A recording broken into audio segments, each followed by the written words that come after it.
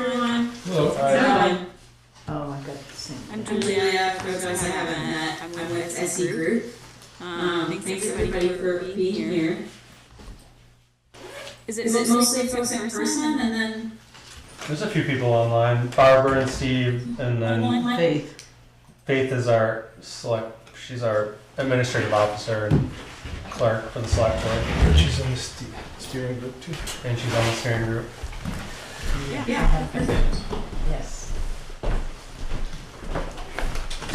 Well, thank you for being here. I'm going to give a presentation about housing needs assessment and action plan, just giving an overview of the content, and then we'll open it up to a discussion and feedback on the document. And this could really be just a conversation about the plan, and if you have questions during the presentation, feel free to raise your hand. I don't know if I'll be able to see everybody, but feel free to jump in, and then at the end we'll have more time for discussion and questions. Anything you want to say, Jeff or John? Give a quick rundown of he started this. When did last spring? Compiling info, putting the report together, draft done this fall, and this public meetings just to try to collect input and make sure that everything we've got in there is complete. So looking for public comment. Had it out there for a couple months and haven't really received much feedback, so any input can help us just before we close it out. I don't know if you got anything else to add. No, not really. Julie's done all the hard work for a very long period of time, and as you see, we have a very long document with the results from that work. And I think this is partly, is this officially select board meeting, or is this just for? Just for the housing. And yeah, hopefully we can wrap this up and maybe use it for some good.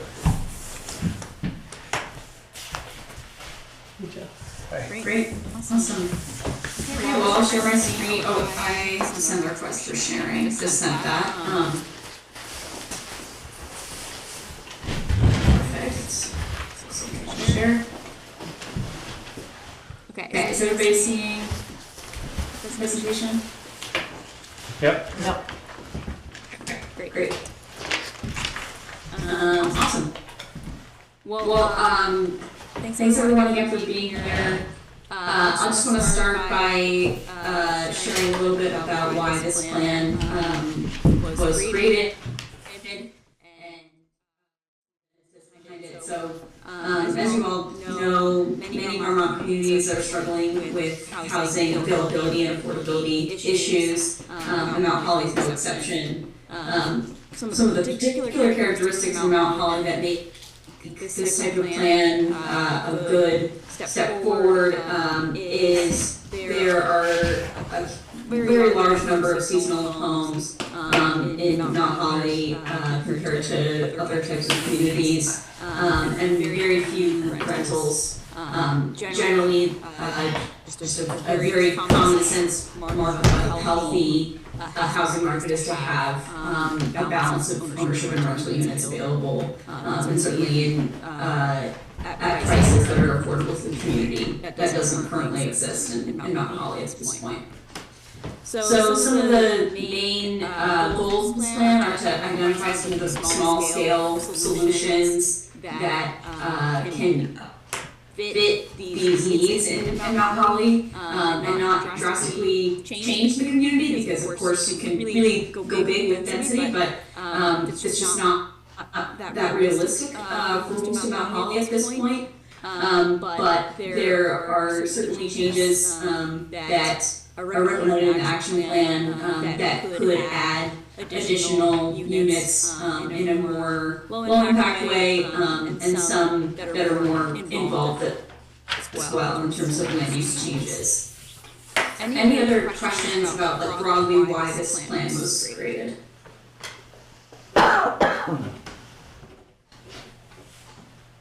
Okay.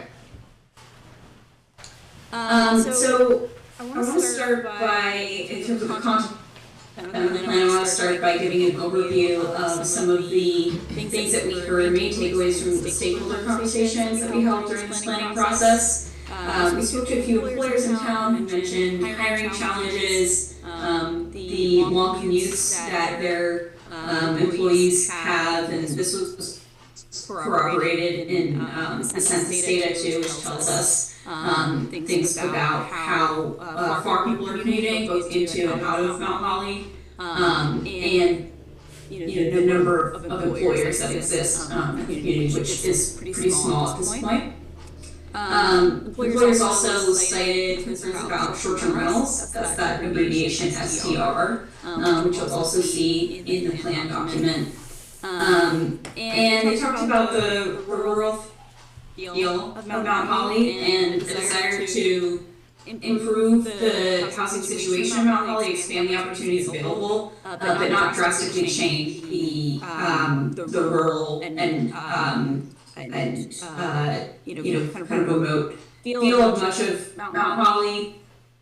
We also spoke to housing partners, and what I mean by housing partners in this context are people who are in the development community, people who are involved in organizations that directly create affordable housing in Rutland County or Southern Vermont, in general, and Southern Central Vermont.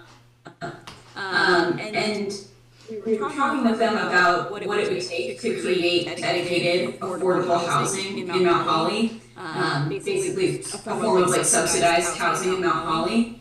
And they shared that it's really hard to create housing like that at scale of Mount Holly. There are infrastructure needs that those types of housing require, like shared and decentralized septic. You can't have each unit on its own septic system, basically. But something like a 2 to 10 unit site that has ADUs, accessory dwelling units, would be a good sweet spot for something to look at in the future. So basically what they're saying is Mount Holly can't support something like an apartment building or like large multifamily housing complex the way some other communities might be able to create that type of subsidized housing, affordable housing. But it's still something to consider in the future if more infrastructure changes come to Mount Holly and that type of development does become feasible. And then just overall, it seemed like there was a lot of commonality between the things that I was hearing in these stakeholder conversations about the pace of growth that's desired and also the role of the town in solving this issue, addressing this issue. Basically, people were saying that there's not a desire to go too big too fast, and also it's not. It seems like this is a regional problem, and it certainly is, and it's not something that the town can solve alone. So collaborating with other employers or municipalities in the region is a good method of addressing this, as opposed to just the town trying to tackle it alone.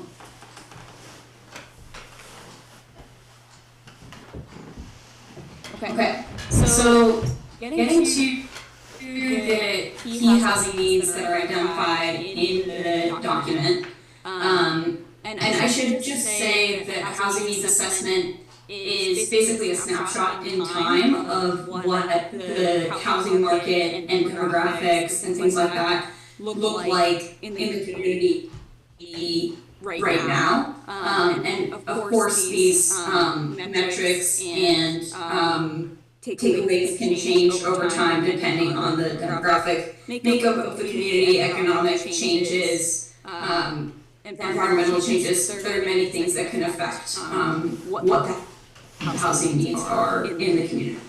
But currently, the top needs that are identified in the document are more year-round rental housing. There's as I mentioned before, there's a pronounced lack of rental housing available in Mount Holly at this point. The vast majority of housing in Mount Holly is ownership. There's also a need for homes that are affordable to specific segments of the population, including the local workforce, to be able to have more of those units closer to local businesses and avoid those long commutes. Seniors looking to age in place, and young families, particularly with the school in Mount Holly, that's a key one. As I mentioned before, the role of large-scale infrastructure, like water and wastewater infrastructure, is a constraint. So there is a need for housing that doesn't necessarily rely on that, and can add more units, but not totally change the infrastructure landscape of Mount Holly, at least townwide.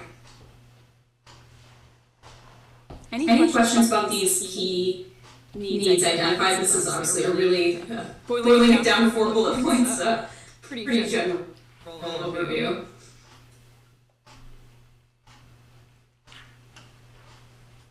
Okay. So getting a little bit more into the numbers here, we looked at affordability for specifically renters. Because it's helpful to break out renters and owners to understand what the different affordability characteristics are for those two groups. And affordability in this context basically means that a person a household is not paying more than 30% of their pre-tax income on their housing costs. So an affordable home to one person making $80,000 a year is not going to be the same affordable home for someone who is making $40,000 a year. So that's true of renters and homeowners. They have different income characteristics in Mount Holly. And about 60% of renters in Mount Holly are cost burdened, which means they're paying more than is recommended for their housing costs. They're paying more than 30% of their pre-tax income on their housing costs. And this is a problem that we're seeing across Mount Holly's not unique in this, with a high percentage of renters being cost burdened. So an affordable rent for the typical median income in renter income in Mount Holly would be in the $950 to $1,200 range per month, and the actual listings don't match up with that. Most median things are above $1,400, and also a lot of the rentals are seasonal. It's tough to find that perfect range of a long-term rental that's in that affordable range. So given the current rate of renters, population of renters in town, we're estimating about 15 to 20 additional year-round rentals of like 1 to 3 bedrooms would be a good target to reach year over year. In other housing needs assessments, they will often, you'll see a flat number of units that are recommended. For this housing needs assessment, we took a bit of a different approach and instead recommended an annual target of new units coming online. And there's a couple reasons for that, but I think the biggest one is if you're looking at this housing needs assessment in the future, and say in 3 years or 4 years, 5 years, that flat number is a little bit harder to understand. It's like how much housing did we build in that time? What changes have happened since then? So this year-over-year target is meant to kind of last for the life of this plan and understand this 15 to 20 range, at least for rentals, is something that you can shoot for on an annual basis. So Julia, can I interrupt 1 sec? Yes. So that number is the per year target, 15 to 20? Yeah. Oh, okay. That's a per-year target, and it's a target. It's not a mandate, or it may not be realistic each year either. But it is a target in terms of addressing the lack of rentals at this point. Yeah. So for ownership, the affordable range for a 1 to 2 bedroom home would be in the 200,034 range, and 2 to 3 bedrooms would be in the 300K, 380K range. Obviously, current listings are not in those ranges. Basically, the theme here is incomes are not the market, what's currently available. The median is close to 500K. There's very few homes on the market that are going for less than 300K. So we're estimating with the current number of homes available, it's a smaller target for ownership here than it is for rental. But 5 to 7 new homes a year under 400K, and then a target of 7 to 8 new homes a year that don't necessarily, not all need to be under that 400K, but at least half in that affordable range there. As I mentioned, there's no end date specified for this, but it's instead just a metric that's useful to monitor and adjust over time.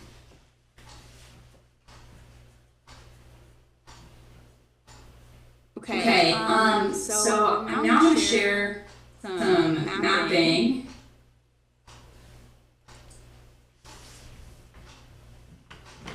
I think I need to reshare my screen to show the mapping. So, please hold. It did pop up when you had it there. Oh, it did? Okay, great. Okay, so in addition to looking at things like census data and Zillow data, things like that, to understand the housing market, population characteristics, market characteristics, things like that. We also looked at mapping data to understand what the physical constraints are for housing development in Mount Holly. And so this map here is broken into 2 categories, resource risks and resource opportunities. Basically, what are the things that are risky when you consider housing development in a particular area, and what are the things that are opportunities, things that make housing development easier in a particular area. And I do want to preface this, that this is not, it's not a no-build map. This is not saying, oh, there's a constraint here, you can't build here. It's also not saying, oh, there's an opportunity, you should build here. So no commitments being made with this map. But it shows different risks, and we've overlaid these layers so that they're showing up as hotspots. So certainly areas with steep slopes, areas in the river corridor, or areas with significant natural communities, and agriculturally important soils are all accounted for in these risks. So this is not a replacement for any on-the-ground assessment. It's just meant to be sort of a general desktop assessment of what the risks are for housing development in Mount Holly. So there are areas that come up here that are notable because they have a lack of constraints. So these areas are in white. And one area that stood out to me is this Mount Holly Heights area. I don't know if you guys call it that, but that's what the map calls it, so let's call it Mount Holly Heights. It's I've always called it. neighborhood adjacent to 103 south here in its intersection with Hillville Road. Some other areas that have pockets without constraints, this area that we are calling the municipal center area, I guess, or Mount Holly area, village area, has some constraints throughout this peak, has a connotation of constraint, but there's a substantial amount of white in this area too. And there's some areas, especially in the outlying areas of Belmont Village, that don't have constraints. Okay, so those are constraints. And opportunities account for things like septic suitability, looking at the soil type and seeing how suitable it is for a septic system, which is particularly important if we're looking at like more density that would require a shared septic system. Areas that were tagged for potential for a wastewater system are included in this layer. And also interim Act 250 exemption areas, so that really only applies to this area near East Wallingford, which has the potential to have certain permit exemptions under Act 250. In my opinion, it's probably not going to be that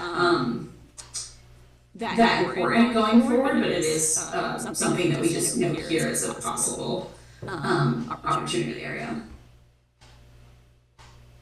So there are a few small parcels that come up in Belmont Village that have some of these opportunity characteristics, and also the area around the municipal center, around the school and town offices.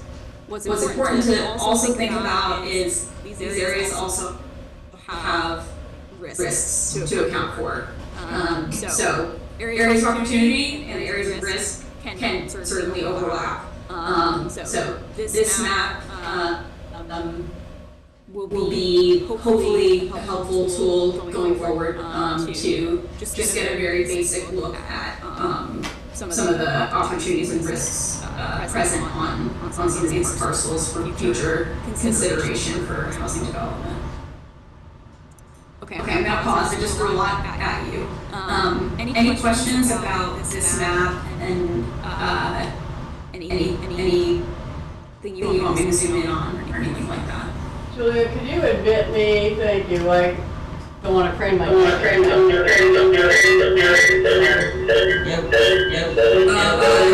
There's some echoing.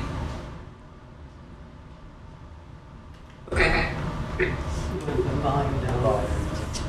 Thank you. Sorry. That's okay.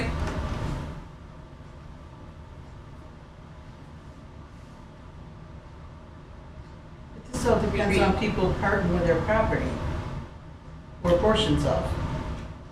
Like for any, say it again. Like people, all these properties are owned by somebody, Yeah, and they have to, in order for us to do any developing, they have to part with their property in order to. Well, I or think do something with it themselves if they wanted to. Like if you were, I'll give it like the aging example, and you wanted to have your family hear you, you could add units that way. I mean, it's not just like straight up like a developer coming in, Right. as much as like encouraging, you know, if you wanted to build an accessory dwelling unit, that type of stuff. so it's getting some consulting money, as I read it, to be able to do some of those things. If you needed more septic or whatever to do that, you could, or allowing people to build a back up, building out behind or something. Or just even like, I know somebody I've talked to and like, they inherited a house, they don't want to live in that house, but they want to build a new house and like, they're like, can I do this? Like that. It's not even, there's just a multitude of ways. Wouldn't they have to subdivide first before they could build another property? That was a question I had earlier in the housing needs study. I'm going to go too sideways, we'll give her a break. I thought the same thing, but like, once again, going back to like, if you owned a property and you wanted to build another unit, there's no regulations, correct me if I'm speaking way out of term, that would stop Well, you you from, could other than like build- septic, other than Yeah. wastewater. Right, the physical constraints are probably the predominant factor. The regulatory constraints are very minimal in Mohali. Yeah. So I think from my point of view, one of the things this map does is helps people who are interested in building more housing to meet those housing goals, to decide where the right place is that would either eliminate physical constraints, allow for easier wastewater systems, potentially be able to build in more density. And we have people pretty routinely are looking at properties in Mohali. They want to build. They don't exactly know where the right And it places might not, are. and then maybe a short-term rental, it may be a. So where it falls on the select board is like how you kind of steer them away from the building $600,000, $700,000 houses in more toward houses that can house people who live here all year long. And that's a select board issue. But at least from my point of view, this gives people and us an idea of where those areas are able to house housing. It's probably, Support housing. the way I look at it, really the only way to add housing, if somebody goes and tries to buy it, they're not gonna wanna go through up a 230. For one thing, you can barely build a $234,000 two-bedroom house by the Right. time you Right. pay for your Materials. foundation, your site work. It's, Septic and everything. the only way else. we're gonna probably have a chance is existing properties and some kind of people that don't wanna leave and maybe want their family to come back. I mean, that's just the example I keep going back to. Or as Bridget said, having some people who have a charitable aim. So either utilizing some like very low interest rate pools of money that are earmarked for housing development, or somebody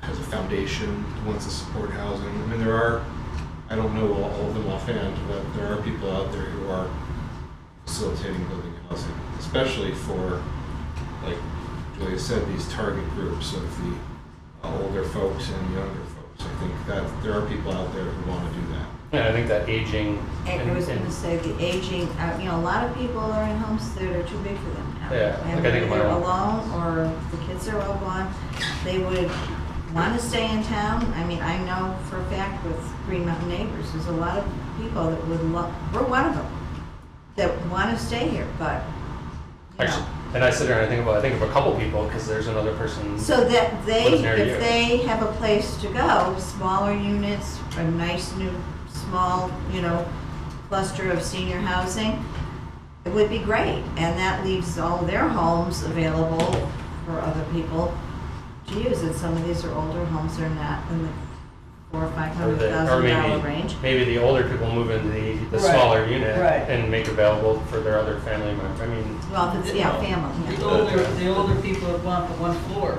Right. yeah. You know? yeah, exactly, yeah, like So I smaller. think she has an option though of being able to build a second unit without subdividing. That was one of the Yeah, things. that's Oh, the yeah, idea, sure. yeah, Yeah. yeah. Which I thought the same thing But to you do don't if need you had to to- subdivide, but it's not the case. Like there's You many can build ways. pretty much, at least the expert we had on this was David. I asked him this, and he said, no, you can build as many houses as you want. On one Yeah, parcel. I mean, if it can support it. Right. The septic, it's physical constraints Right. primarily. The subject, yeah. Mm. That you can have, And obviously at 250, You'd if wanna you got have a into way a of- really large development. but- right, want to have a way of sort of managing that. And some people use like condominiums as the sort of like how you define who owns what. But, Well, But I how think is- you're missing how is one. the select board going to be able to deter people from building a $600,000, $700,000 home? I don't know if you deter them, but I think there are ways, I think, to provide incentives to do the other. And I think, we've sort of been dancing around the issue of, certainly for senior housing, there are people in town who want it.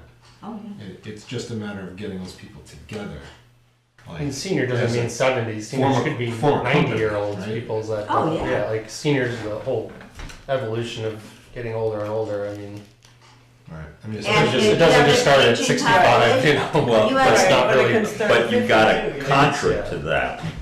If, let's say, I want to sell, well, I want to move into a senior housing, I'm going to sell my house. That opens up. I'm not going to sell my house for the price she was talking about. The I'm- 230,000. Right. Right. And because that's human nature, I'm going to call it, in my case, greed.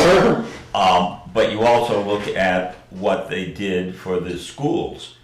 The state with the CLA said that the price increase for Mount Holly is much larger than it is even in Ludlow. I can't speak for the surrounding areas. 15% nearly for Mount Holly and 7.5 for I think, yeah. Ludlow. Right. And I think So that's that the changing now. market price for, let's say, I'll use me as the example, for my house, unless I get some kind of incentive to, let's say, I get the senior house for free and I'm willing to sell my house for a discount. Yeah. Otherwise, if I'm even renting a senior house, senior living apartment, I'm still gonna, in my greed, want to sell my house for market price. Or an agreement to rent your house while you live in the senior housing or something. There's Well, probably all kinds of ways you could Yeah, say it. I'm just saying, Yeah, 47.5% of the households in Mount Holly have somebody that's 65 or older. I mean, that's just gonna That's huge. keep older and older and older. The need is gonna become even greater as in the next decade. So we should go I on. was, we're really, Julia, correct me if I'm wrong, do you have a? That's okay, I'm listening, this is a good conversation, Yeah, so. do you have a, I apologize. you have a hard stop for the meeting? I do have a hard stop at 7, yes. Well, what I might suggest is maybe we'll take a couple of minutes after Julia has to leave and just kind of talk, have a brainstorm. We can always take notes and share them with her. Yeah, how's that sound? Yeah, that'd be great, I have a few more slides to share, and I was gonna open it up to, discussion, Oh, okay, perfect. so, yeah. Okay, I just wanna give an overall, overview of the action plan, and I'm repeating myself here a little bit, so I apologize, for that, but, we're not talking about, very large, housing developments as this is the takeaway, because the infrastructure at this point can't support it. However, there is definitely a path forward for looking at specific wastewater improvements, site readiness planning for specific areas that show up as opportunity areas or areas with few constraints, on the mapping that we did, and also areas that the town has been talking about previously as opportunity areas, like the Mount Holly Village area, Belmont Village, and also the municipal center. There's funding in Vermont, like the CHIP program, which is just coming online, that basically is tailored to this type of problem where a community wants to create more housing, sees the need clearly, has these demographic groups that really need access to units that meet their needs, that are affordable to them, but they don't have infrastructure to support those types of units. That's what the CHIP program is geared toward to support. So Mount Holly's a really good candidate for that, and that's written into this action plan. So if the town does go for that, then this plan is good support for, getting that type of funding.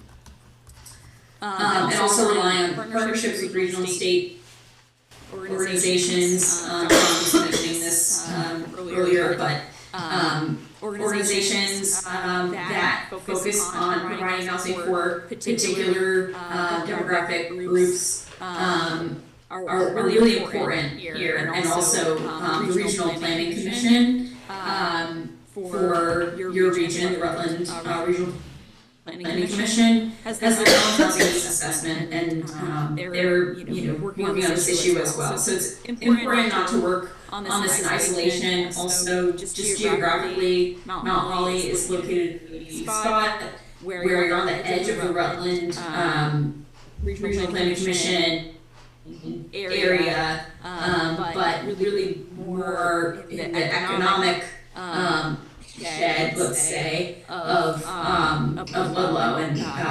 the short-term rentals, that you have are really responsive to the resort market in Ludlow. So, definitely a regional issue, to address. Okay. I don't wanna just elaborate at you guys. I think it's better for you all to have the chance to talk and offer feedback. So I will just briefly touch on the different strategies and then come back to you guys. But wastewater planning is very key. Pursuing grants to expand that is a really good step towards increasing housing opportunities. Building strategic partnerships with these types of organizations and identifying types of projects that they will support. And one way the town can facilitate that is using town land, nonprofit land. There's also church land. Is a big trend that's emerging of religious institutions donating land for housing. So it does require some donation and partnership on the part of the town or local organizations. And then voluntary deed restrictions to encourage local year-round occupancy. So a deed restriction is a restriction on the deed saying that you can only occupy this unit if it meets certain characteristics. This is really popular in for communities. The most popular version of this program has been used in Vail, Colorado, the Vail and Deed program, and it's a program that is geared towards building more year-round residents, so that the seasonal market doesn't crowd out the year-round market. So these restrictions can be mandatory. It's really hard to manage locally. You need a like a housing authority or some sort of organization that's going to be able to manage that. Voluntary has less teeth to it, but it is a step in the right direction. Offering that is a good step forward.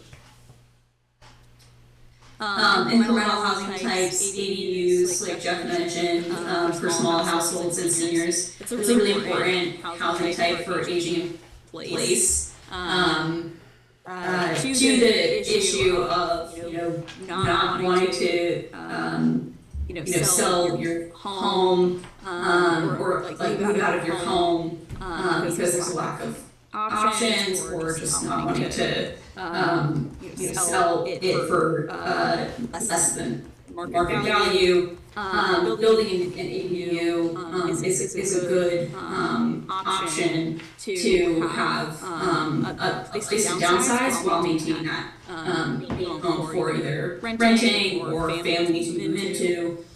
It's a good way of increasing flexibility. It's not for everyone, but it is a good option.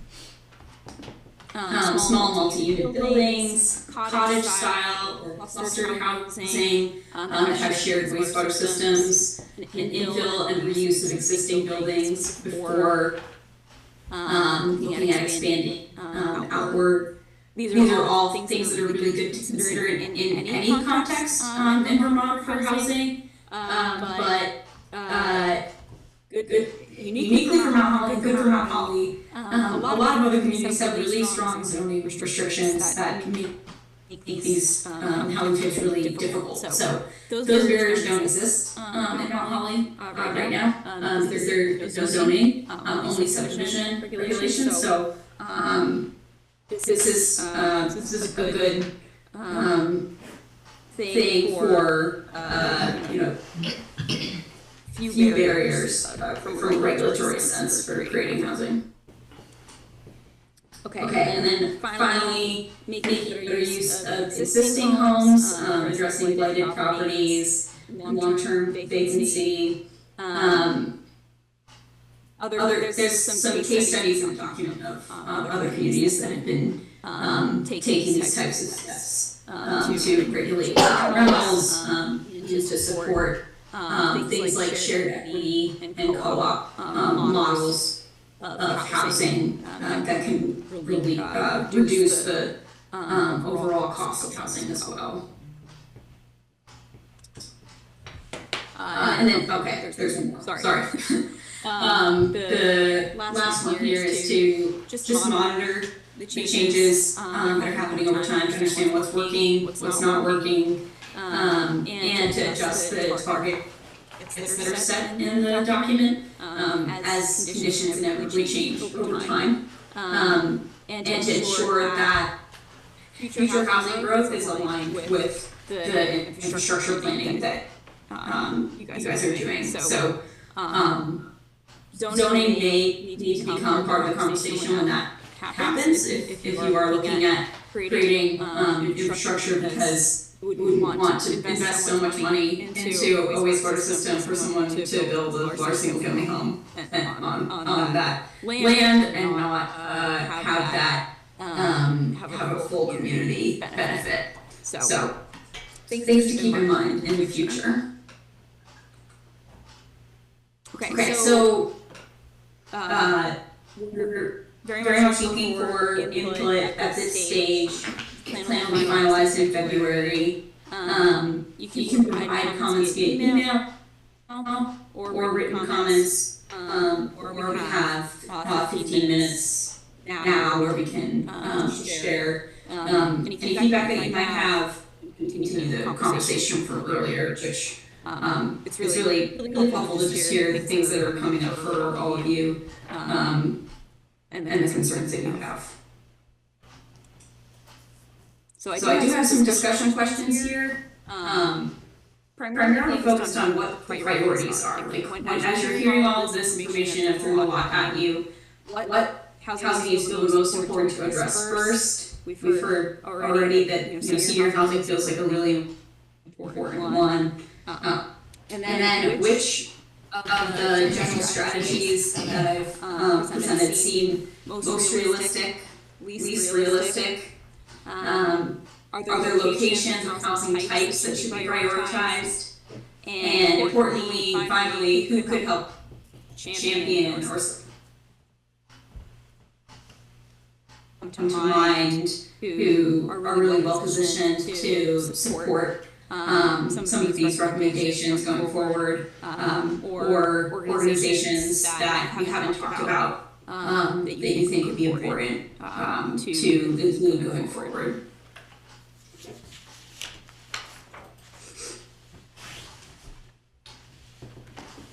Well, clearly the affordable housing is huge. I mean, workers can't find housing, and second home, the short-term rentals has taken over. A ton of people have just decided that's the thing. I think the hope there is that occupancies on those have gone down as availability of short-term rentals has skyrocketed. So a lot of people are seeing a lot of vacancies now in the last year and a half or 2 years. So it might be possible, and I don't know if adopting a short-term rental ordinance might even encourage people to get out of the business and do full-on rentals. You know, because if it became expensive or work to meet the town standard for short-term rentals, they might. There's drawbacks with full-time rentals too, because I handle those, and I tell you, finding the right tenants is I've done a lot of them. It's a pain. excruciating to find. Yep. The other thing though is we really don't have a lot of industry or workplaces in Mount Holly. So people that are working here are living here Or or traveling. might live here are still having to travel. So in some respect, we need low income housing, but it's not really so much for people that are working because most of them are working out of the area anyway. Right. It's mostly the senior housing and the. I say senior housing is a way to alleviate the need, alleviate the need for Right. the answer for low income housing, because we have seniors that are selling their houses that have been in existence, a lot of them for a long time. They're not new, expensive houses. That would open up a number of the 7 to 8 houses a year that we're kind of looking at for affordable housing. It would probably give us that in the course of each year as the population gets older. Since there's already 47%. Well, here's another thing, you're gonna have somebody who's gonna manage all of this. Oh, yeah.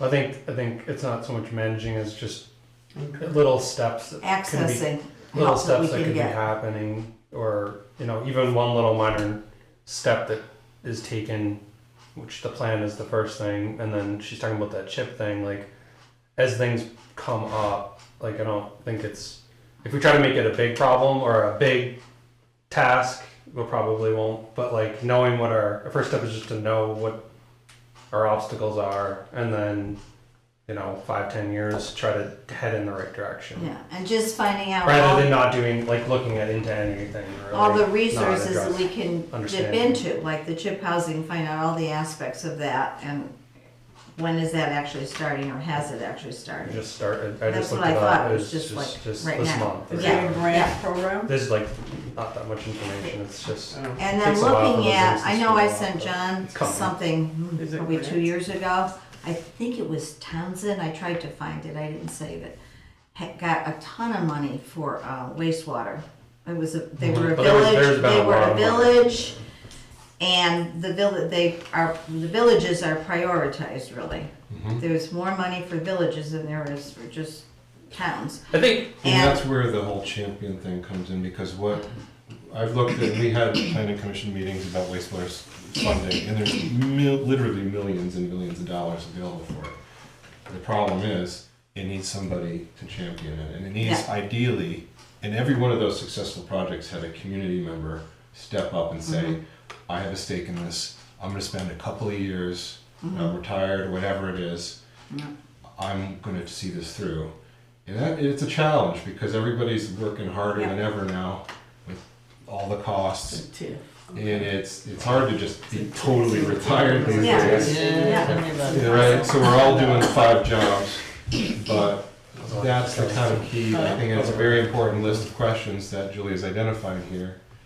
I just wanted to ask, Diane, is that what you meant by who's gonna manage it? Is like who's gonna, Right, somebody's gotta Champion it. spearhead it. Right. Gotta Yeah, do yeah. and this. that's where we've been stuck so far, honestly. That's the what biggest you part. need, is somebody that can spearhead it and know all the ins and outs of everything that it's gotta be done. yeah. And not to denigrate the idea of senior housing, but affordable housing for couples that are gonna have kids is as, or I feel more important, because as it's said in here, the schools are losing, and you run the risk of reaching a certain critical mass in a negative way, that they're gonna close Mount Holly or Ludlow or one of the other, Or both. and Well, that's life another is thing. gonna get We have to very see- interesting. We have to see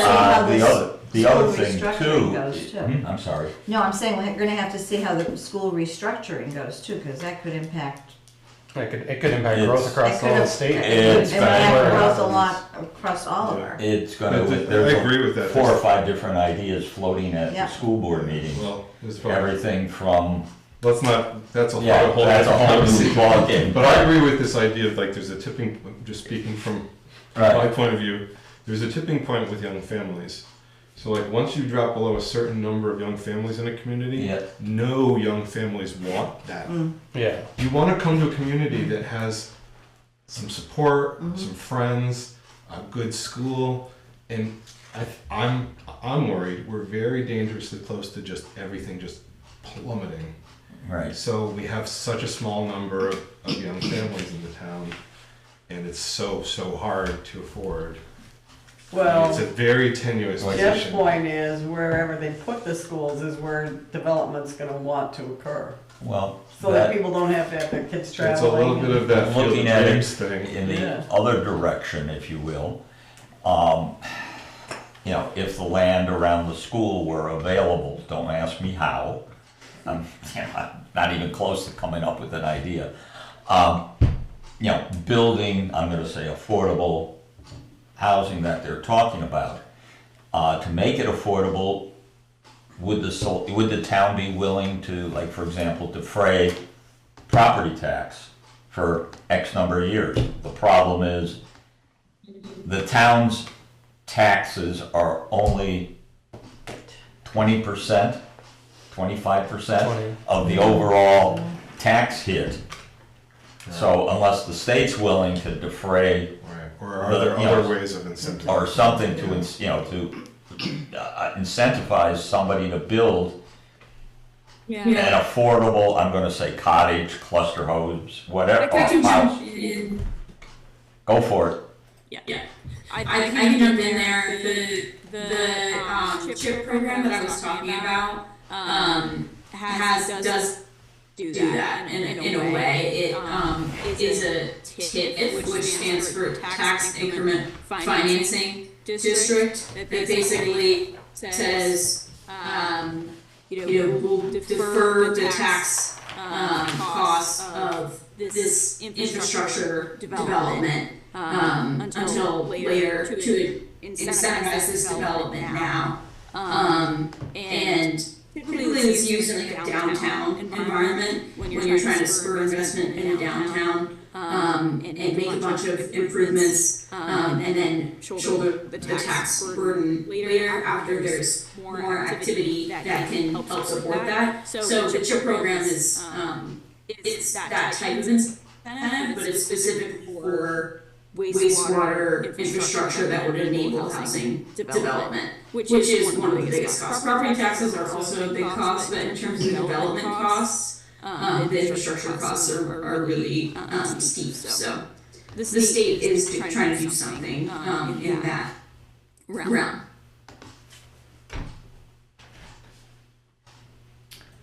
Now, can I ask if, is anybody on Zoom, Faith or Barbara and Steve, have any thoughts? We haven't had a chance to hear from you.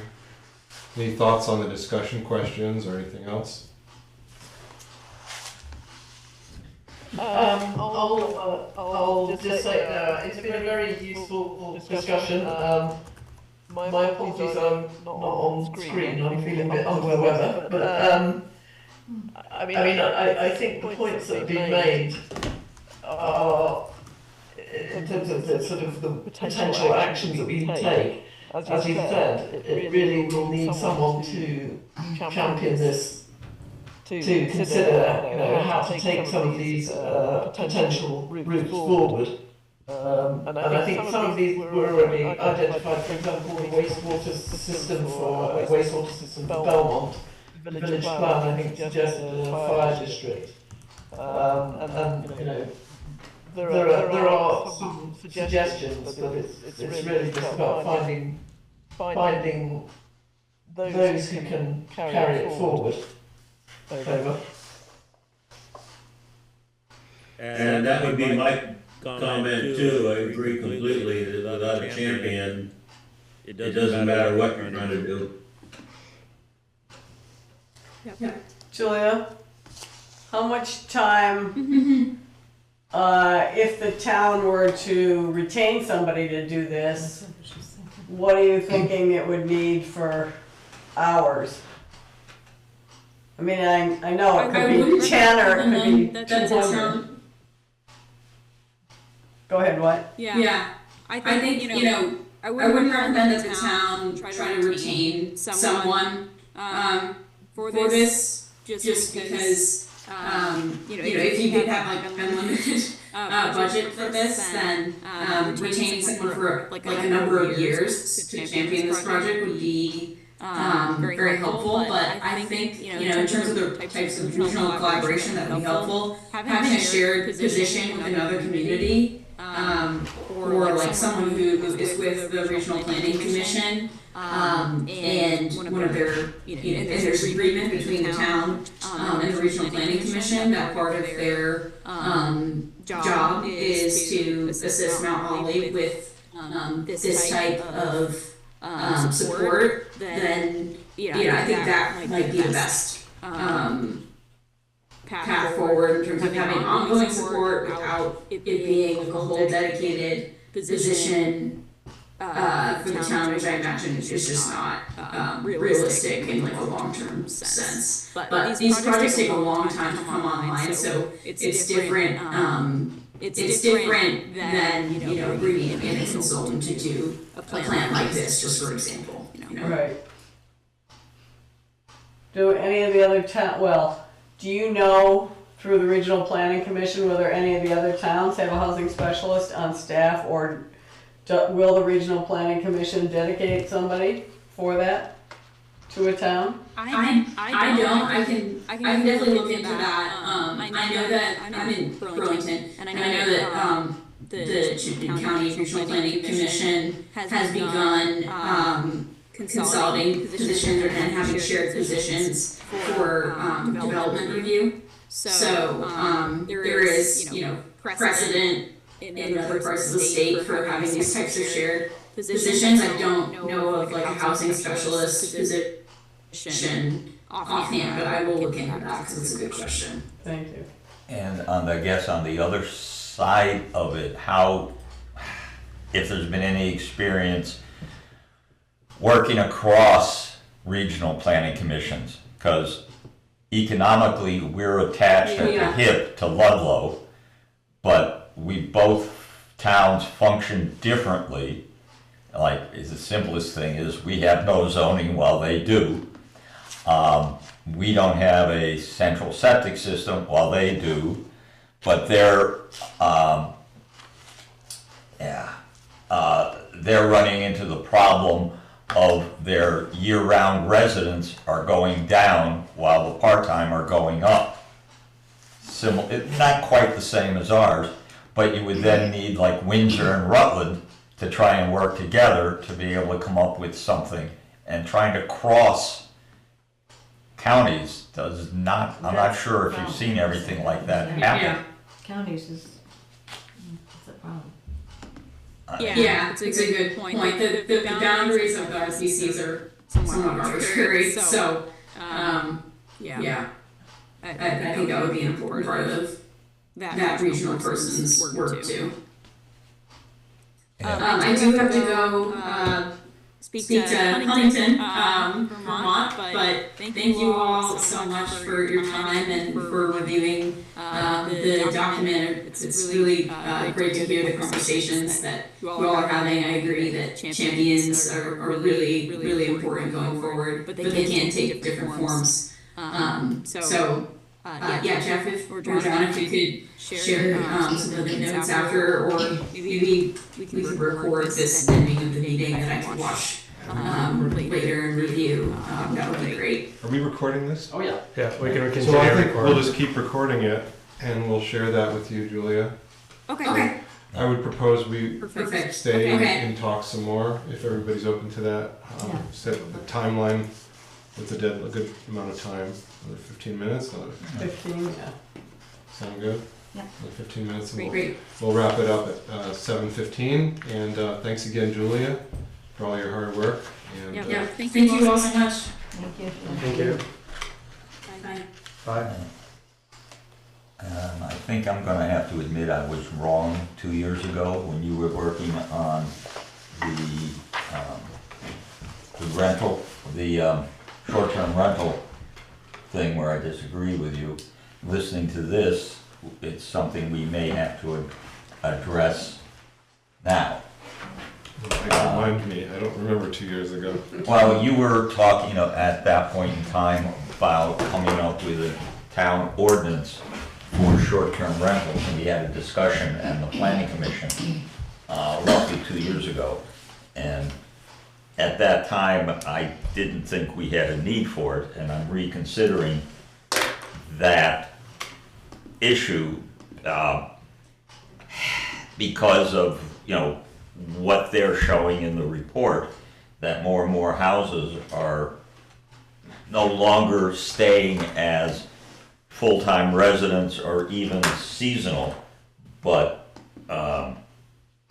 becoming short-term more and more are becoming short-term rentals.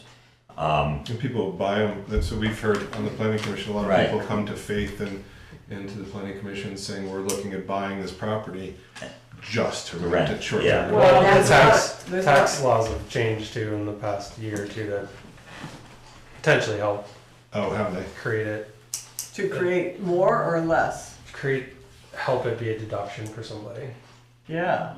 So they wanna So do the- But you have to be Oh, pretty, you mean it's you have to be incentivizing pretty for- involved, you have to be Yeah. pretty involved, and I don't know, Interesting. they'd have a hard time proving that, especially with AI being involved probably more in the auditing standpoint. I think that some of the Something you could irregularities grandfather that you used to be able to get rid in. of, People get that have by, are existing probably homes not. could But continue to But do there's it, a lot of no new companies ones. that are buying up Limited. short-term rentals. Right. Yeah, that's. And then there's phone calls that comes into the town office, because I answered one day that a person called up, asked if I could buy this property. She says, does Mount Holly have any rules or regulations on short-term rentals? That's the Yeah. first question. Yeah. It's, Yeah. it's like, Yeah, Because what it allows, in my opinion, what it allows them to do is, you can't just afford, some people can't afford $1 million house if they're only gonna live in it 5 or 6 weekends a year. Some people can. some people But can. the rest of the people know that they could make $1 million by short-term renting it. And if if they never show up, if they use it for a few weekends, and then- it's Yeah. like flip the Yeah. whole model on its head. It's Right. like you can afford to buy way out of your price range. And then in her report, she did show some of the prices of those short-term rentals. It was like, holy crap, Oh, yeah. they're making Yeah. good money. Oh my gosh, Still yeah. is makes that- me I right. mean, it's not all year long necessarily, but peak I think season. that's They something make we more money should look into. renting it short term I than know they Stowe can for has had a long big term. problem. But they're paying their Ludlow's been taxes, they're dealing paying with their it, mortgage, a they're lot of paying their places, yeah. insurances, But they're we're paying all the adjacent to expenses scary, for so the whole that's property, why I'm plus. thinking. Well, so this brings up a question, which is out of the ballpark, but if we were to put in the 1% local option tax, that's on the short-term rentals, you could dedicate that money to Meals and doing, rooms tax. huh? Not option, meals and rooms. Meals and rooms Yeah. tax, local option, that's what it's called, right? Yes, Yeah, local Yes, the option 1%. tax is the 1% on the meal and room tax. So then you could But there's a dedicate, different one for sales tax too, but yeah, there's a meals and rooms tax. so you could use that money, dedicate that income to housing, You could put it in a fund, yeah. like I mean- your market for. But then you gotta register, you also. But then you've no. gotta have I guess somebody- Airbnb automatically takes that money out and then the state. Well, Airbnb does, but people have to How pay, they, and VRBO does too. No, if there's a meals and rooms tax, it's all done by the corporations, all done through the state. The state collects the money. Yeah, Yes, yeah, that's we're what not- he's saying, but we get 1% of, we get a 0.5%, Yeah, I think, whatever the it happens state to be. keeps a chunk of it. But then the I don't know, it seems town, like a no-brainer, yeah. yeah, the town gets the rest of it. Well, then you gotta have somebody else to manage this. the housing need part of it, I mean. Exactly, you still have to have somebody manage even that money part. Well, that's Where you could go to the regional planning commission, have a discussion. about hiring. Because if you do No different than short-term we do with, like, rentals, GIS. and if you charge a fee for these yearly fee for these short-term rentals, you still have to have somebody to manage that money. You're gonna ask your treasurer to take care of it, or are you gonna have Well, it somebody comes in as else? a chunk from It's the just from the state. state. Yeah, it's just a reimbursement from the state. But the towns themselves bill these No, people? no, No, you no, don't, you're not. it's totally automatic. It goes, it's a. Easy Into the peasy. state. I mean, you may not catch the people that don't use Airbnb or VRBO. Yeah, yeah. If you but- wanted to But the catch mom and state's pop, working on maybe. that, because the state So is on that. every rental has to pay to the state. They just do. And when you're in Airbnb and Vrbo and all these big ones, and most people are. Every rental pays into Yeah. the state? Yeah. So, So Even they long-term rental? Yeah, if you go, No, if you no, go no, on no, a rent- Short-term rental. no, so Less than that. there's a meals and rooms tax Let's that look goes at to the it. I'm state. gonna go on Airbnb and try to Right. rent something. So when you're I've registered, run when you're Airbnbs, registered, I've these- run they're like them. hotels, Yeah. right? So when somebody stays in a try and rent my hotel, place. No, the state takes You care already of it. got that. And if you adopt the local tax, you can opt in to get a piece of that. And Right. it's totally automatic. You don't have to collect it. You don't have to like go knocking on doors, breaking kneecaps. You just get a check from the state. yeah. So That's the great. state already charges 12% on every rental. If you rent my place, you're gonna pay 12% to the state automatically through Airbnb. I just try to rent, and the taxes, if there was a local option, it would be built into those Yeah, taxes and it's- collected at time of booking. You can't opt out of it. It's just, Right, it's just it's just there. But you don't get the entire 1% is what I'm saying. The state keeps some chunk of that. yeah. That's Plus- why it's a no-brainer for them to Just do it as a in Ludlow, tax. but they still haven't done it. Isn't there a fee for having short-term rental home? Don't Yes, forget- that's what yes, Ludlow because charges is a Plymouth fee. also. A yearly fee for Right, renting. to the Well, this person. is a. Oh, That's Yes, right. another tax. Yes, yes. Yes. So, That's yeah, different. That's because totally they're trying to slow. Slow that They're down. putting another And they layer have of. the they're fire trying to tamp department it go down. and check and not all of just this. Ludlow, Right now, all the the state other charges places fee. around are doing the same. Yeah, Yeah, and there's gonna- that's. And there's reasons for it, but you're right. I think what you were saying what is I was you're right. about. When you do that, where you have And what did it say? you have to State do charges. a certain amount of oversight. You have to have a registry. Yeah. That does Yeah. cost. I can't read Right. it now. You have to have Short-term somebody manage it rental Right. too. So tax these, surcharge. like places like Killington, Oh, it was that's like the they 1%. absolutely had to do it because it was Right. like out of control. Yeah. However, We see that. I think it cost them $30,000 a year to run it. But if it went to But they Ludlow, make $1 million. I'll go to Ludlow. So it's like, and they take all of that money that That's they a- make from the that's a short-term lot rentals and they give it to the tax. fire Right. department. That's not us. I'm gonna go So to they Ludlow. found, because, Ludlow and see what makes it sense, says. because Right. every one of those Yeah. rentals Helps one gets other- calls another all people. winter long with chimney fires and like smoke and Yeah, they- Oh, I'm locked out, my cat's up a tree. Their I've been ashes to a on the few porch condo over there. fires down in Ludlow. Yeah, yeah. so- So anyway, that's a whole other level. Yeah, I think that would be something that's a lot of work. down the road a ways, if at If at all, all, that's a lot of work. Yeah. Getting the Right. 1%. Well, I'm quite sure, because you gotta know Right. who everybody is that is doing this. but there are things I think, But the besides, local option Oh, there it tax is. So is, Ludlow. but in addition, but there are, I Maybe think you could $25. write, It's a cheap. I think you could write a very bare bones short-term rental ordinance that did things besides yeah. just trying to get revenue. And then the rest. There are things like the, making sure that the fire So department that's knows their who they 1%. can contact, who owns the place. Well, yes, that's Yeah. important. We That's even have That's the angle I was pursuing it when I was on the fire department. There's that, and That then other there's, one's an I know. uh, I there know. has to be somebody that That's what can I'm telling respond you. within, We, when I was in 20 the fire minutes or department, had a something. large key ring well- that we had keys to. So it used to be People's 9%. places And that- suddenly And the that's state big, went yeah, up to exactly, 1%. and nowadays, So I used to have. you can't show up, do you that, roll up to a house, you're like, Trying to book my. do you place. own this? They're like, Charges no, I'm here $5 just for the and night. charges you And I don't know $5. anything about this. And then you can still Right. do the one more. It's pretty a bad news. local. Or, you Well, know, Holly could do one more percent, anecdotally, there are a 13% lot of complaints would pay. about, you know, people Which is being outrageous, loud, but- parties, and, you know, could you have somebody show up for Airbnb, you don't know who they are. That's another 1% when you're already spending. Yeah. I mean, I know It's the a place risk. next to me Chance does to it, get- I, so.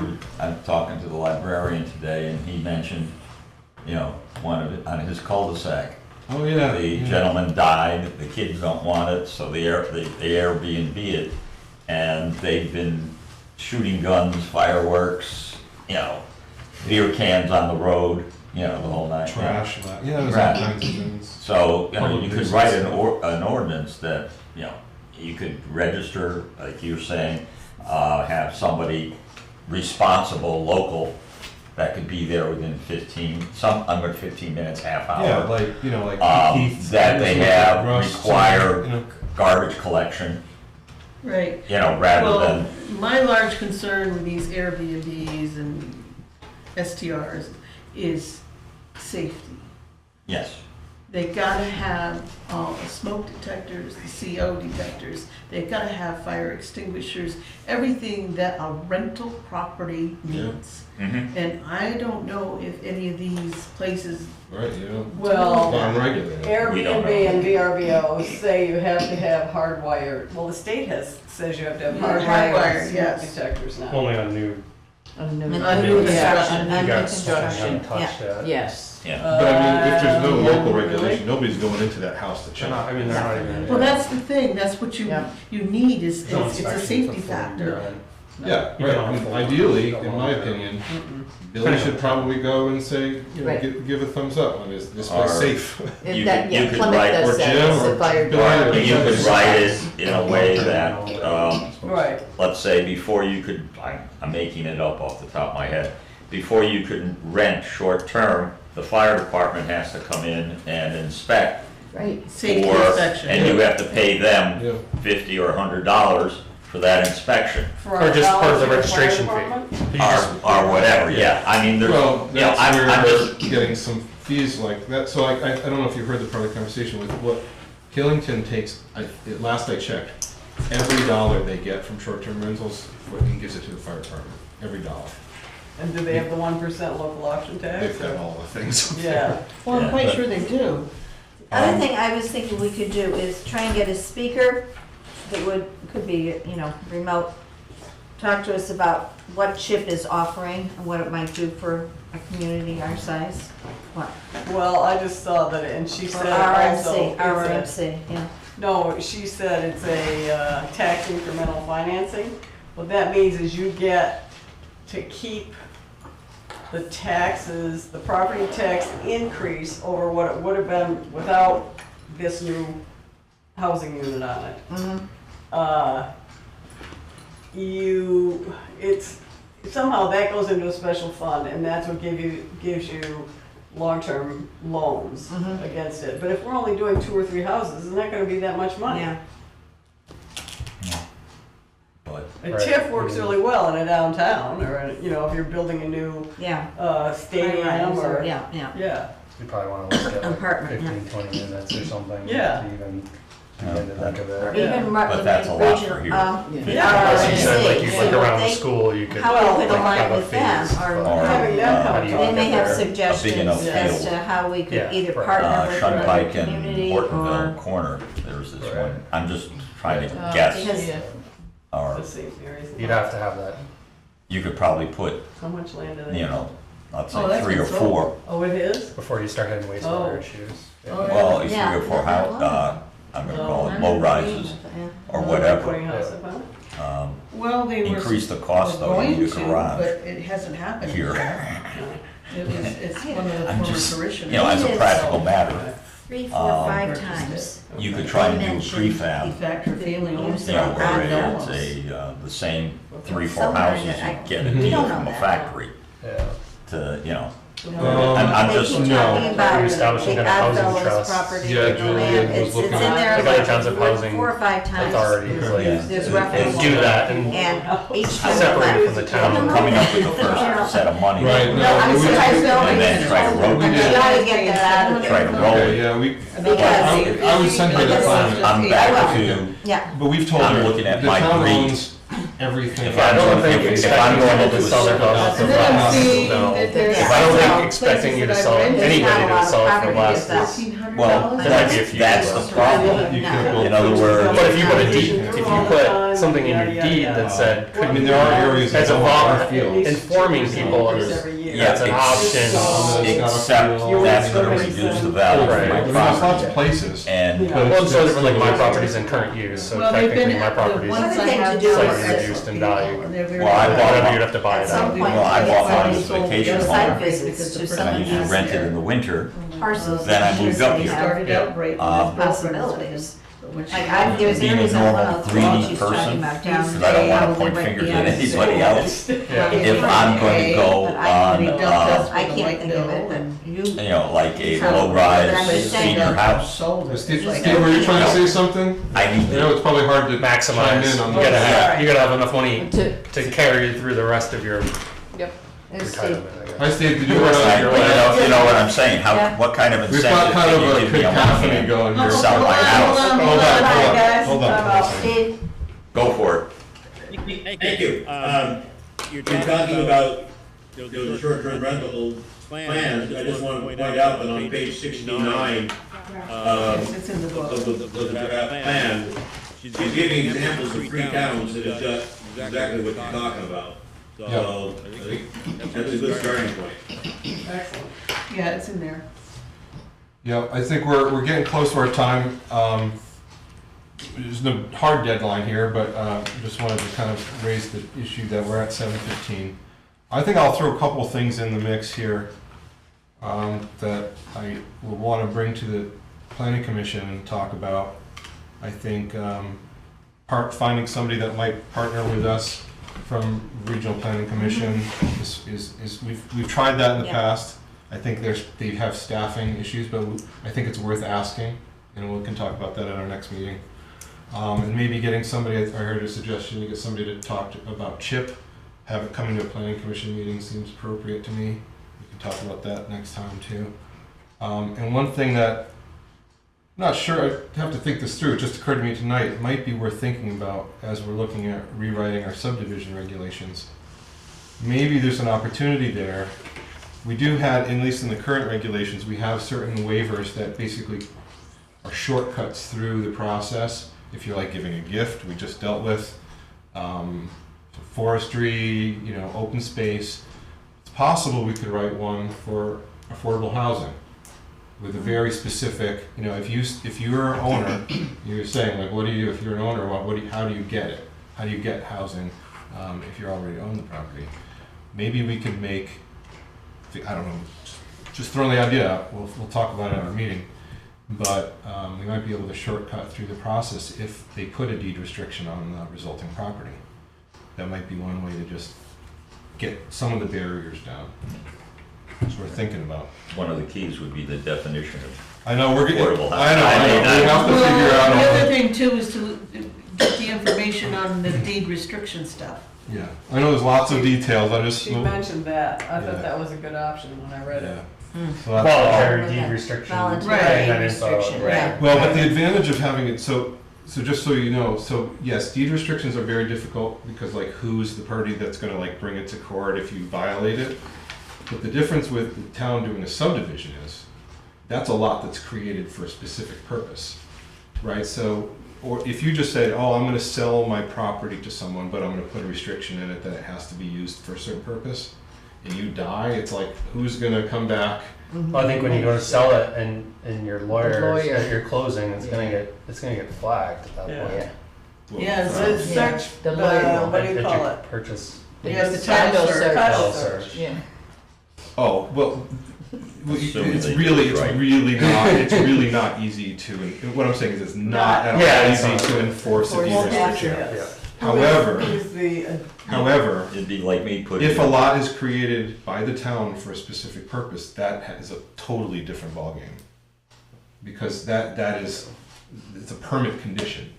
Question is, will the town agree to it? What do you mean? I'm just saying, Well, I this mean, would nobody's have to forced be to do in it. an ordinance that's passed. I mean, we're at the very Right. beginning of this. The town's not gonna agree to anything if we don't propose it. You have to Yeah. at least Right, it have has a to be discussion. And like Right. if we never have a discussion, we're You never never gonna do be it. doing it. Yeah.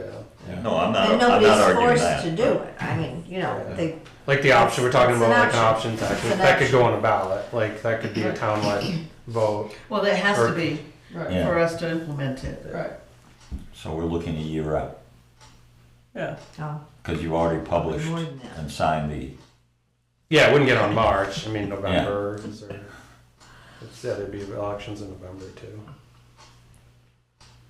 I don't know, some things are, I don't know offhand, you sure that's a ballot measure? That one is? Well, that's what The he's- 1%. So I don't know what it is. Yeah, Is it? that is a Okay. I ballot. think it is. Yeah. Every other town has done it as a ballot option. Oh, okay. Which is kind of odd because it's like it's a ballot option, but the only people that can vote are the people that Live here live for. here. That didn't pass. Then. It'd be funny if But it didn't. in Ludlow, the people that fought it were the restaurants, and I was like, Why? well, I never could figure out. Paul and Bridget were totally Well, against 'cause it with the they have to- bakery. they raise their price. Because, Why- yeah, why Tiniest, it's rising, yeah, it's right, rising, yes. yes. I don't. I But don't they still have understand. the 1%, because if you go down to all of the alleys, you're paying 7% tax. But if we do, That's the if new we do state. 1% tax, everything that's sold at the Summit Lodge at the ski resort would be taxed. I know, that's the huge thing. Yeah.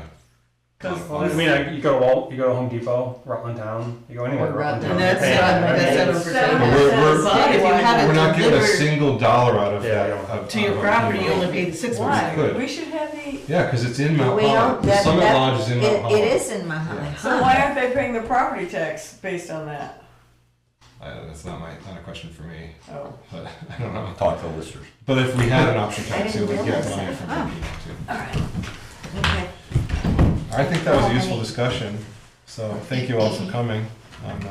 Yeah, I don't hear many negative comments. I hear mostly, What like, do we do? with regard to the plan, Yeah, like, and actually, I these think we're on the are, right track. yeah, like- these aren't actually, most of the stuff we talked about isn't really comments so much for the report as it is kind of brainstorming things we could do with the report. But she likes to hear, she does reword stuff when we emphasize, Yeah. when the discussions emphasize, it becomes I a bigger think portion of the report. grandiose so. plans are out of, we're just not gonna look at a grandiose plan, certainly. I mean, Yeah, for and this that's, community, so we're looking at small, this is a housing Well, needs study, yeah. not Depends a on what you plan mean, so though. much. I mean, In a everything- sense, it's gonna be a grandiose plan, but They're all like kinda a grandiose. 10-year No, I'm talking plan about- that we would like to build, Right. we're not But talking it's about. minimal. and I'm bells gonna and guess at a whistles price, kind of thing. $300,000, 3-bedroom home, ignoring inflation. You know, get 4 of them built every year, some such nonsense. However, then we got a problem if we're gonna discriminate and say we only want young couples buying the Yeah, it's house. kind of hard. We Yeah. run into You a just gotta think discrimination And then, issue. then the other thing is whether you do all ranch style or if you do all, Well, again, I you think- can, you I mean, can the only way you get, can really you can get steer- modular homes. I mean, you Which can is go right. to a Yeah, modular from a home, factory. say, and we're gonna try and buy 8 of your modular homes. actually, those are very Different economical. styles, they're Right. economical and Yeah. they're really nice. Well, I think that kind of goes to the thing she was kind of steering us to, and we can think about it as we leave here, and maybe even like write an email back to her or whatever, or talk about it at one of our next meetings, planning commission, select board meeting, what have you, is what are the kind of really actionable things we could do from here? And it seems like there's a couple. Like there's some ordinance things, there's some tax things, and some finding people to help, which is the big part of it. But I think the sort of like on the bigger side, that it's worth thinking about whether it's a go or no go, is do we want to do a community wastewater system? And that's going to need somebody to champion. Once we get that, the money's definitely there. It's like pretty much a gimme. Really? It's just, yeah. But you have to have somebody. But you like have to have Rex. somebody to steer, to walk it through the process. Because nobody gives you money just if you just show up on your doorstep. No. You gotta like do the dance. So you have to do the dance for like 3 years, and then they give you the money. So you have to like do the feasibility study. You have to make sure that they want to make sure you're for real when they give Right. you that You're- $1.5 million. Yeah, where are you gonna put it? Right. You have to Yeah. have every duck in a row. Yeah. And it takes somebody for probably 3 years to do that work. And that's where we so far haven't had.